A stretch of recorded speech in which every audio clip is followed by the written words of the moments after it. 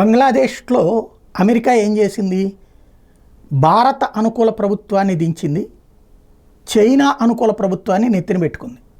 వాస్తవంగా చైనాని దెబ్బ కొట్టడం కోసం అని చెప్పి అది తెచ్చుకున్నటువంటిది చైనా అనుకూల ప్రభుత్వాన్ని తెచ్చిపెట్టింది. భారత్ని ఏదో చేయబోయి తన కొరివి తనే తలగొక్కుంది. అయితే చైనాని కూడా ఇబ్బంది పెట్టేందుకోసం అని చెప్పేసి, అంటే హసీనా ప్రభుత్వం చైనాకు అనుకూలమే, మనకు అనుకూలమేం కాదు, పైకి నాటకం ఆడుతూ వచ్చింది. అదే సందర్భంలో ఇప్పుడు తన అనుకూలం అని చెప్పేసి యూనస్ని పంపించింది, బాగానే ఉంది. తీరా చూస్తే అమెరికా అనుకూల ప్రభుత్వం కాదు, అక్కడ తాలిబాన్ల అనుకూల ప్రభుత్వం తయారైంది.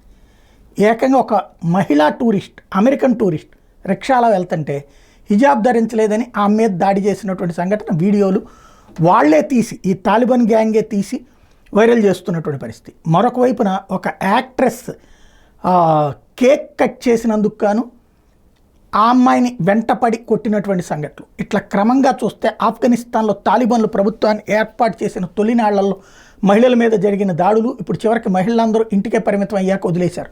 ఆ తరహా పరిస్థితి ఇప్పుడు బంగ్లాదేశ్లో వస్తుంది. అంటే అమెరికా ఒక తాలిబాన్లనేమో పెంచి పోషించింది, ఇవాళ తాలిబాన్లకు ఒక దేశాన్ని అప్పచెప్పింది, ఇంకో దేశాన్ని తాలిబాన్ల రాజ్యం కింద మారుస్తుంది. ఇది దాని విచిత్రమైన పరిస్థితి.